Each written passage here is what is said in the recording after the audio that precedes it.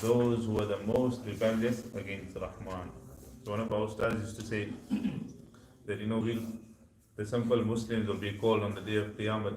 Allah Ta'ala will look at their deeds and like, oh right, okay, you didn't read one salah, okay, you didn't do this, okay, you missed your Quran, okay, you wait your one side.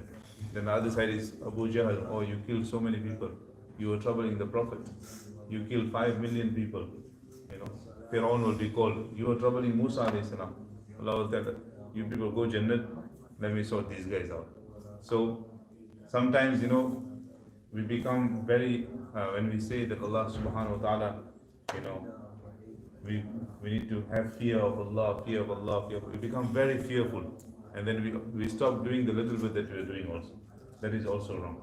That is also wrong. Be like, I'm already missing my salah, so I'm going to go, I'll get punished anyway, so I might as well miss all my salah. No, no, no. We have to do as much as we can because the mercy of Allah Ta'ala is also waiting for us.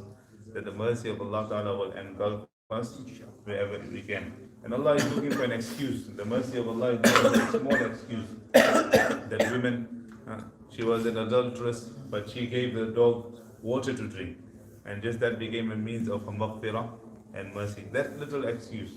And on the other side, the woman, she kept the cat tied and never gave it food, although she was reading Salah and Tahajjud, and she ended up in the fire of Jahannam.